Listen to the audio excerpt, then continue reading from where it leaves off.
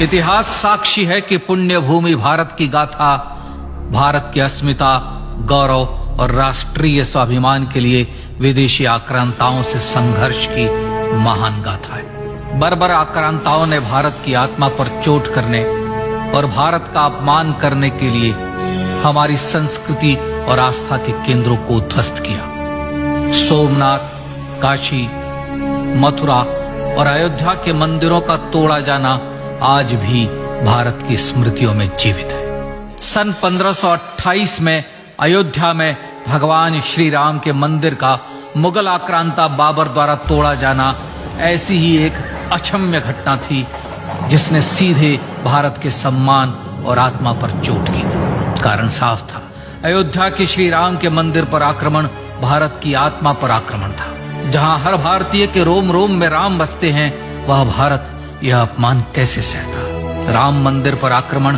भारत को आहत कर गया था। विदेशी हमलावर अपनी बर्बरता दिखाते गए और भारत अपने आत्मगौरव को फिर से पाने के लिए संघर्ष करता रहा।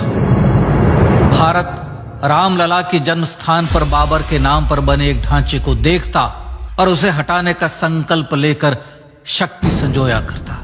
हिंदू समाज आत्मसम्मान के रण में डटा रहा और लगातार हमलावरों द्वारा बनाए गए बाबरी ढांचे को हटाने के लिए लड़ता रहा। सरयू कई बार रक्त से लाल हुई। कभी स्थानीय शासकों ने तो कभी साधु संतों और राम भक्तों ने राम जन्मभूमि की मुक्ति के लिए अपने प्राणों की आहुति दी। 74 बार युद्ध हुए। हम कुछ मोर्चे हारे, पर रण जीतने का संकल्प कभी कम नहीं हुआ। हिंदू समाज तलवारों से रक्त रंजित हुआ, पर उसने हार नहीं मानी। उसका संकल्प अजेय था। 15 अगस्त 1947 को देश की आजादी के साथ सैकड़ों सालों से चले आ रहे इस संघर्ष में नई ऊर्जा और एक नया मोड़ आया। अचानक 23 दिसंबर 1949 को बाबरी ढांचे में श्री राम लला प्रकट हुए। हजारों राम भक्त दर्शन के लिए उमड़ पड़े। तत्कालीन प्रधानमंत्री पंडित जवाहरलाल नेहरू ने उत्तर प्रदेश सरकार को श्री राम लला को विवादित ढांचे से हटाने का आदेश दिया। उत्तर प्रदेश सरकार ने अयोध्या के कलेक्टर को यह काम दिया और यह निर्देश भी कि जरूरत पड़ने पर वे बल का प्रयोग भी करें। अयोध्या के कलेक्टर ने सरकार को उत्तर दिया कि यह नरसंहार के बिना संभव नहीं है, और फिर भी वह ऐसा चाहती है तो किसी दूसरे कलेक्टर से यह काम करवा ले। परिणाम स्वरूप रामलला की मूर्ति वहीं विराजमान रही। विवादित ढांचे को बंद कर दिया गया। केवल पुजारी को सेवा अर्चना के लिए भीतर जाने की अनुमति थी। फिर भी राम भक्त विवादित ढांचे के बाहर से प्रभु श्री राम की आराधना करते रहे। भारत के हिंदू समाज के लिए चुनौतियां और बढ़ गई। मामला अदालत में गया। विपक्षी दलों द्वारा अदालत में भगवान श्री राम के अस्तित्व पर सवाल उठाए गए। उनके अयोध्या में ही जन्म लेने का प्रमाण मांगा गया। भारत का जनमानस अब आहत हो उठा था। आजाद भारत में भी हिंदू समाज को अपनी आस्था और श्रद्धा के लिए संघर्ष करना पड़ रहा था। चुनौतियों के इस समय में सन 1984 में विज्ञान भवन दिल्ली में विश्व हिंदू परिषद ने धर्म संसद का आयोजन किया। इस संसद में देश भर के संतों ने राम जन्मभूमि की मुक्ति के लिए आह्वान किया और राम जन्मभूमि मुक्ति यज्ञ समिति का गठन किया। धर्म संसद ने राम जन्मभूमि की मुक्ति और वहां भगवान श्री राम के भव्य मंदिर बनाने के भारत के जनमानस के संकल्प को फिर से दोहराया। विश्व हिंदू परिषद के नेतृत्व में मंदिर निर्माण के लिए पूरे देश में अभूतपूर्व आंदोलन की शुरुआत हुई। श्री राम जन्मस्थली मुक्ति यज्ञ समिति के साथ देश भर में राम जानकी की रथ यात्राएं निकली। राम लीलाओं में राम कथा के माध्यम से भारत का आम जन फिर से जुटा। अब सबके मन में एक ही प्रण था, एक ही लक्ष्य था। अयोध्या में जन्मभूमि पर भगवान श्री राम के भव्य मंदिर का निर्माण। सन 1989 में विश्व हिंदू परिषद द्वारा गांव-गांव से रामशिला पूजन करके अयोध्या भेजी गई। 2,75,000 गांवों से रामशिलाएं अयोध्या पहुंची। भव्य राम मंदिर के शिलान्यास का निर्णय हुआ। पूज्य संत महात्माओं और हिंदू समाज के अन्य प्रमुख नेताओं के निर्णय के अनुसार अनुसूचित जाति के प्रमुख नेता श्री कामेश्वर चौपाल ने 9 नवंबर 1989 को मंदिर निर्माण का पहला पत्थर रखा।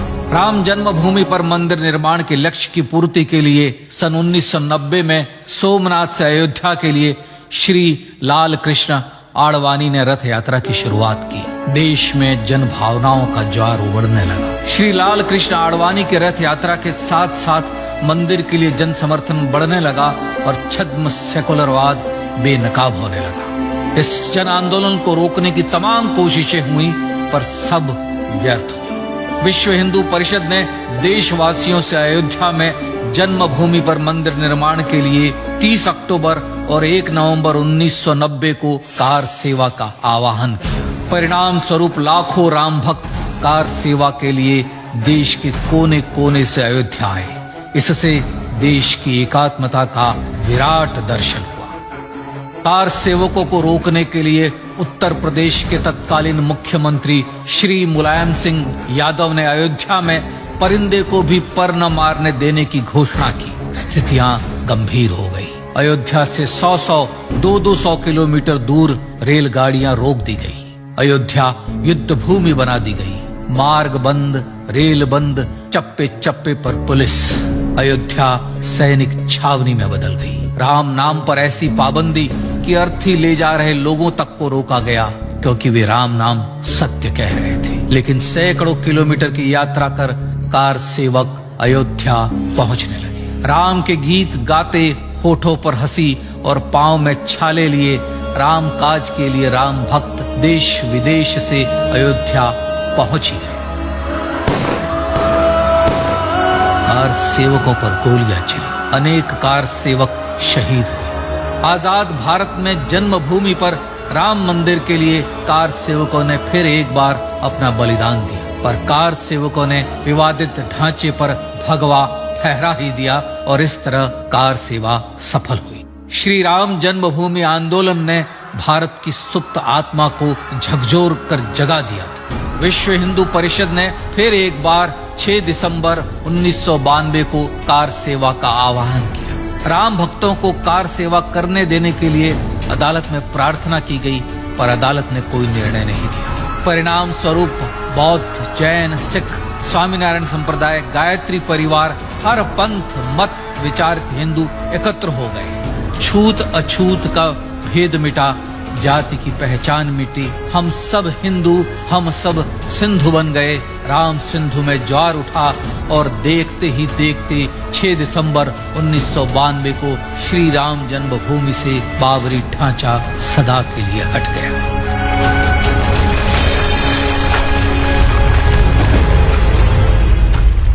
यह क्षण शौर्य, न्याय और सत्यमेव जयते का क्षण था। यतो धर्मस्ततो जय का क्षण था। पर संघर्ष की गाथा यहां जाकर भी नहीं रुकी।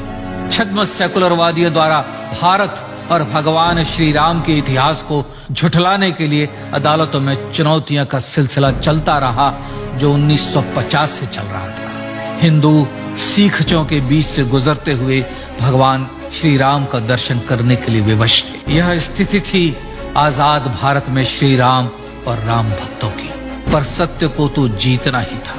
आखिरकार देश के सर्वोच्च न्यायालय के 5 जजों की खंडपीठ ने 9 नवंबर 2019 को ऐतिहासिक निर्णय दिया और यह कहा कि अयोध्या जन्मभूमि परिसर की पूरी 67 एकड़ भूमि रामलला की। और न्यायालय ने भारत सरकार को जन्मभूमि पर मंदिर बनाने के लिए एक ट्रस्ट बनाने का आदेश दिया। सर्वोच्च न्यायालय के आदेश के अनुसार भारत सरकार ने 5 फरवरी 2020 को श्री राम जन्मभूमि तीर्थ क्षेत्र नाम के ट्रस्ट का गठन किया और राम जन्मभूमि न्यास की भूमि जो सरकार द्वारा अधिग्रहित की गई थी, उसे ही नवनिर्मित न्यास को वापस दे दिया गया।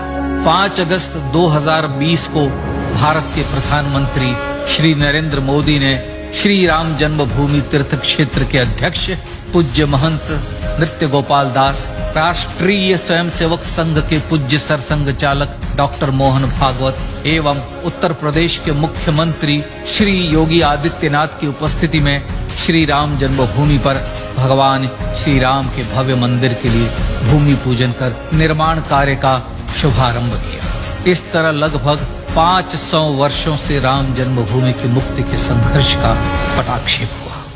अपने आत्मसम्मान और राष्ट्रीय अस्मिता के लिए इतना लंबा संघर्ष विश्व के इतिहास में बेजोड़ है। श्री राम भारत की आत्मा, भारत की परिभाषा, हमारे राष्ट्रीय आदर्शों और जीवन मूल्यों के प्रतिनिधि मर्यादा पुरुषोत्तम हैं, जो हर हिंदू के होठों पर जन्म से मृत्यु तक रहे। बस यही हर हृदय में प्रार्थना होती है। राम भारतीय राष्ट्रीय स्वाभिमान और आसेतु हिमालय से समुद्र पर्यंत तक जन जन को एकात्मता के बंधन में बांधने वाले रक्षा सूत्र है। अयोध्या स्थित श्री राम जन्मभूमि पर बाबर का हमला वास्तव में भारत के स्वाभिमान और राष्ट्रीयता पर हमला था। प्रधानमंत्री श्री नरेंद्र मोदी द्वारा श्री राम जन्मभूमि पर राम मंदिर का पुनः निर्माण न केवल बाबरी मानसिकता का पराभव है, बल्कि संपन्न, सुखी, सुसंस्कृत, सर्वशक्ति संपन्न स्वराष्ट्र का सूर्योदय भी है। यह उस राम राज्य की दिशा में वह कदम है जिसकी अभिलाषा राज राजेंद्र चोल, कृष्णदेव राय, छत्रपति शिवाजी महाराज से लेकर महात्मा गांधी तक ने की थी।